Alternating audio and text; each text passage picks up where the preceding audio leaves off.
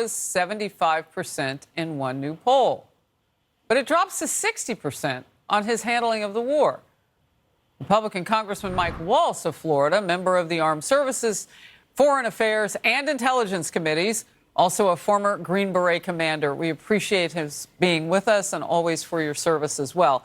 So where does the far left want Biden to be on a bunch of serial killers? Like, they want him to hang out with them?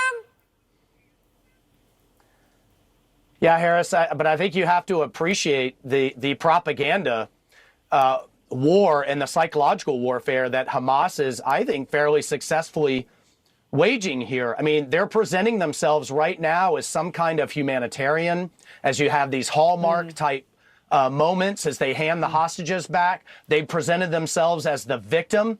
Can I just point out one number that is just driving me nuts? Is this casualty figure that the mainstream media has taken on as gospel, this 12,000 to 14,000 Palestinian casualties compared to the 1,500 Israelis.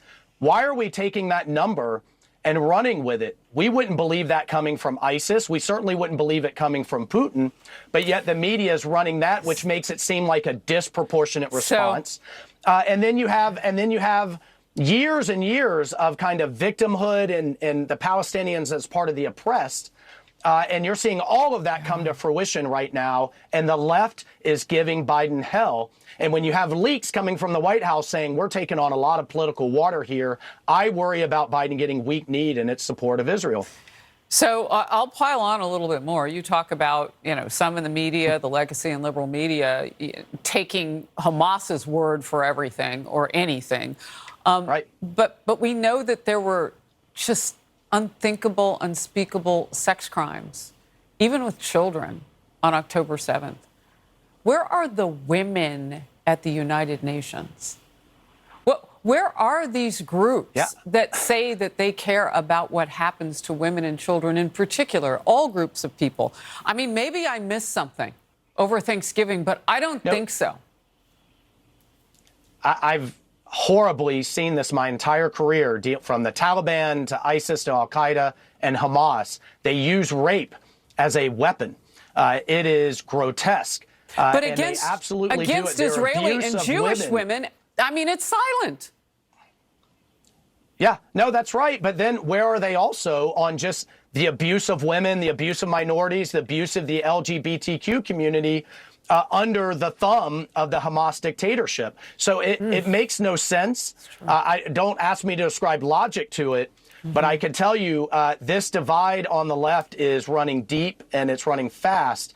And again, I worry about the steadfastness.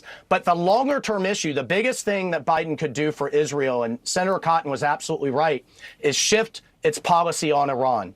No matter how successful Israel is tactically against Hamas, as long as Iran is flush with cash, they are going to continue pumping in arms and supplies, fighters, training.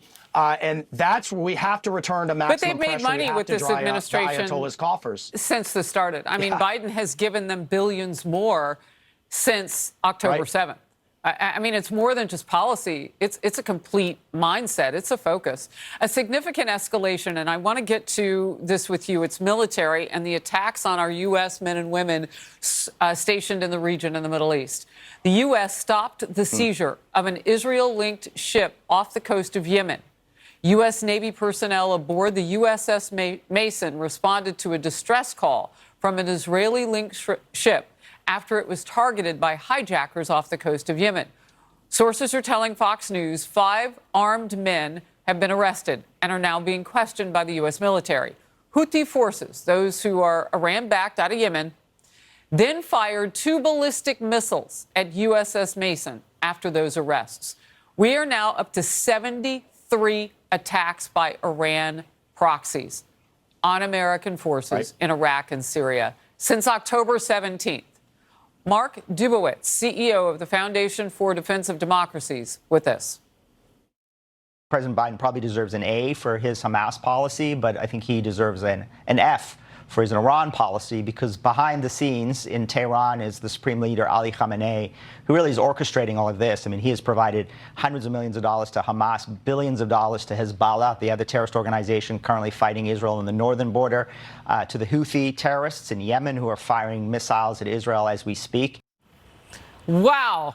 Did you hear Dubowitz? He said President Biden deserves an A for the way he's dealing with Hamas. Well, but let's go with the F on Iran, because that's the long game. Yeah. And he's absolutely right. And here's what everybody has to understand. Two things. One, every missile, the training for how to fire them, the supplies, everything, whether it's Hezbollah or the Houthis, comes from Iran, and it's being funded by global oil prices. I mean, that it is as simple as that. And again, part of the reversal we have to see here, Harris, is the White House continues, watch their language, to talk about avoiding escalation. We want to de-escalate. The more they try to de-escalate, the more they're hesitant and recalcitrant, the more they're actually allowing Iran the space to escalate the situation.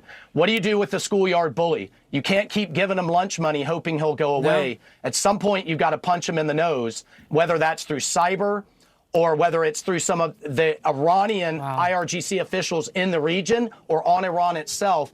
Until you raise costs on them, they're going to continue to do this. I want everybody just to take a look at that map again that we keep showing with those 73 attacks. An A from a Hamas perspective. I mean, they must love this president. Based on what Dubowitz just said. Well, I mean, it's unbelievable. 73 attacks. If you attacked anything 73 times, if somebody attacked your car 73 times, there'd be cries in the street. Oh, my goodness, get to that car. These are our people. Yeah. Well, look, FDD is great. I don't know that I'd give them an A, because right now the Hamas terrorists are dictating the terms. They are deciding who gets released, when they get released, how long the ceasefire drags out, and they're going to drag it out because it benefits them. The longer this goes, the more they can rest, rearm, refit, reestablish their command and control, and get ready for the next round of fighting. Sadly, the longer this ceasefire goes, and look, I get it, we have to support those families, and it's a difficult choice. But the longer it goes, the more Israeli soldiers are going to suffer in the future, sadly and unfortunately. And some of our own who are stationed around the region. All right, Congressman Waltz, thank you very much.